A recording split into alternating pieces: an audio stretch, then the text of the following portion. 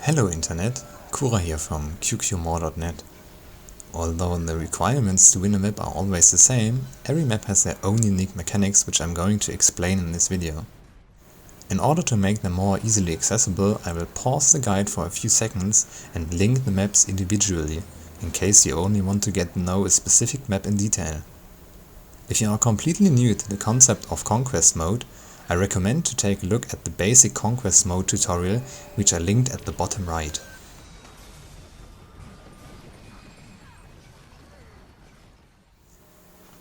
Okay, so let's go ahead and start with the Battle of Kylo. This map has 3 objectives like any Conquest map.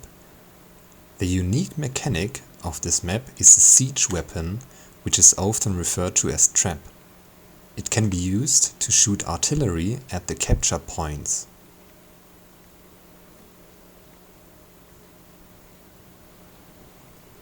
There are also a lot of shortcuts like this small house which you can use. Your vision over the battlefield is therefore very restricted, which makes the movement of the enemy team harder to predict.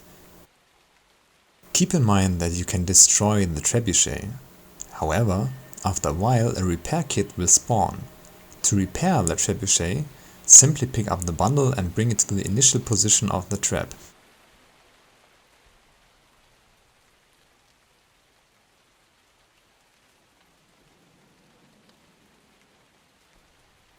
Although it does tremendous damage, you can avoid it completely with a well-timed dodge roll.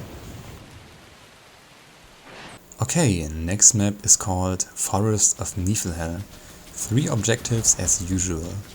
The unique thing about this map are 2 bosses, called Svanir and the Chieftain, which respawn every 3 minutes. Killing these bosses gives the team which lands the killing blow 25 bonus points and grants you a buff called Aura of Power, which boosts all attributes by 50 points. The bosses are often left ignored, since the time you have to invest in order to kill them leaves you often in a tactical disadvantage within teamfights. The next map is called Legacy of the Fauxfire. This map has a very wide midpoint which invites you to kite your enemies around.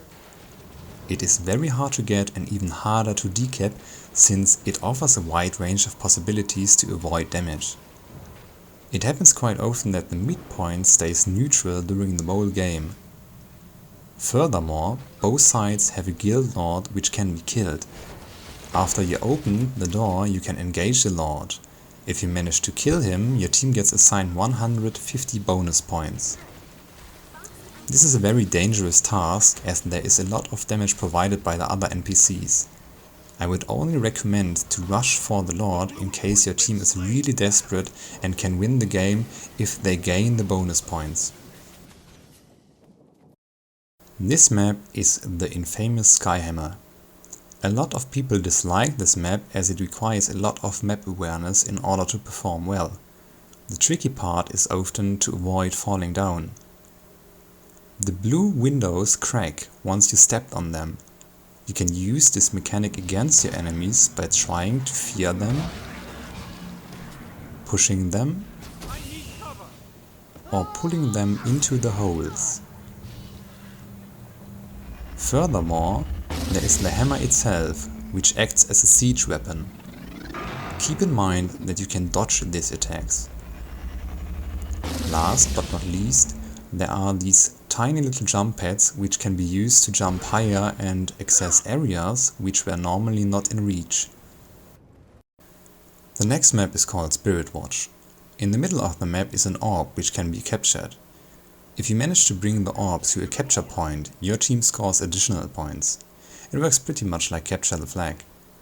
If you bring the orb to a capture point which belongs to you, your team gets assigned 30 points. If the point is neutral, you get 15 points.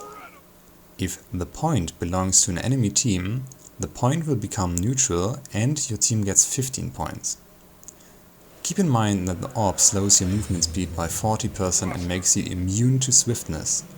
Furthermore, you drop the orb once you try to teleport, become invulnerable or stealthed, or use skills like Plagiform. Important to know is that once you drop the orb, due to this or because you get downed, the enemy team can pick up the orb. However, you can use skills with the leap mechanics or dodge rolls to become faster. This map is called Temple of the Silent Storm. There are 3 kinds of buffs on the map. The first is called Ferocity and gives your team 3 additional points per kill for the next 2 minutes. 2 of these buffs spawn at once. Once at the southwest and another one at the southeast. However, these are very minor buffs, often not worth capping. Keep in mind that you can interrupt people from capping buffs by damaging them. The second buff is called Stillness and spawns at the center. This buff doubles the points you gain from capture points for a short period of time. It spawns at the following time marks: 11:30, 8:30, 5:30 and 2:30. The last one is probably the most important one and is called Tranquility and spawns in the north. If you manage to cap this buff, all 3 points will be captured by your team and enemy foes will be launched off point. As you can see, there are certain traits and runes which can prevent the launch. This buff spawns at 8:30 and 2:30. The last map is called Courtyard and is also the only map which isn't part of the Conquest mode line. Instead, it is based on team deathmatch. Every time you score a kill, your team gets 25 points instead of 5. You win either by reaching 500 points or having the most points once the time runs out. And there we go. I hope I could show you a thing or two. As always, thanks for watching and good luck, have fun.